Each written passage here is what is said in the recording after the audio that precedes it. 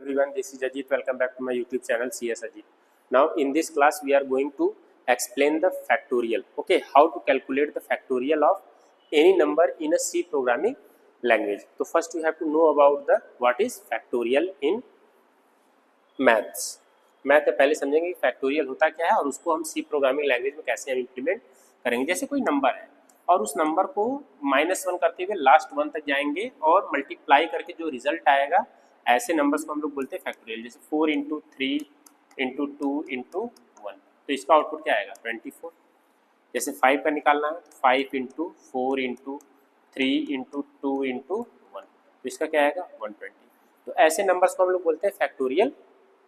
Clear? तो 4 का factorial 24, 5 का फैक्टोरियल 120। क्लियर?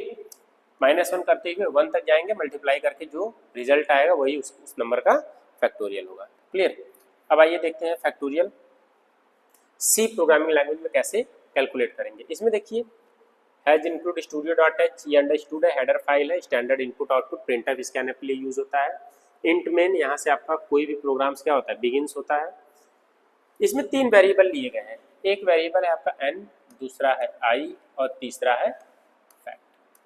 तो फैक्ट की वैल्यू पहले से डिफाइन है 1। Clear?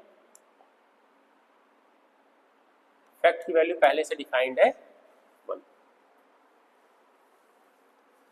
Enter N integer, user ने जैसे ये मैसेज पढ़ा है कि यूजर ने एक नंबर दे दिया है, यूजर ने नंबर दिया जैसे।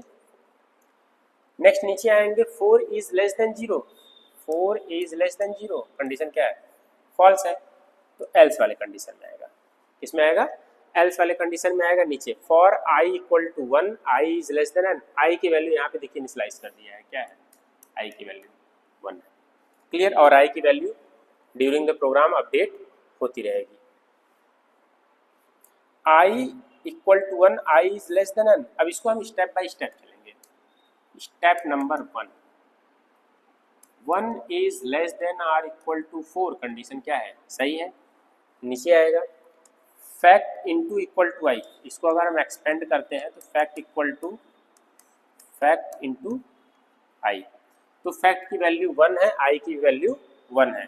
तो फैक्ट की जो नई वैल्यू होगी, मैं देखिए यहाँ पे फैक्ट की वैल्यू लिख रहा हूँ, फैक्ट की जो नई वैल्यू होगी वो क्या होगी 1। क्लियर?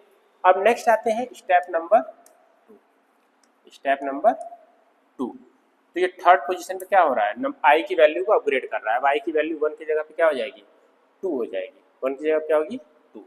तो 2 is less than or equal to 4, condition क्या है करेक्ट है। नीचे आएंगे फैक्ट की वैल्यू 1 है, आई की वैल्यू 2 है, तो 2 × 1, अब फैक्ट की वैल्यू क्या हो जाएगी 2 हो जाएगी। क्लियर? नेक्स्ट स्टेप नंबर 3, अब i की वैल्यू क्या है ++1 प्लस आई है, तो i की वैल्यू 2 के वजह 3 हो गई।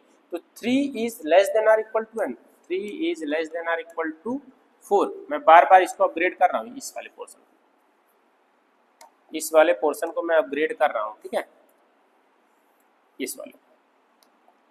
क्लियर? तो 3 is less than or equal to 4, condition क्या है करेक्ट है। तो i की वैल्यू 3 है और फैक्ट की वैल्यू 2 है, 2 3 जा 6, 2 3 जा 6।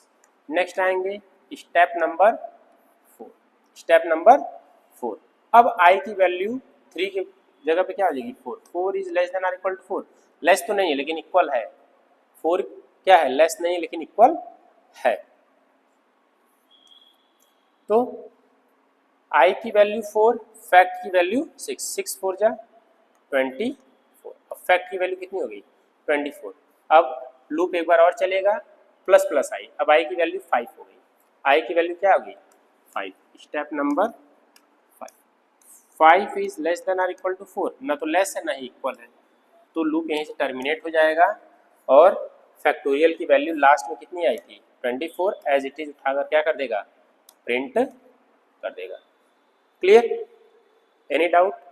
अगर इसके बाद भी कोई डाउट है, क्वेरी है, तो आप कमेंट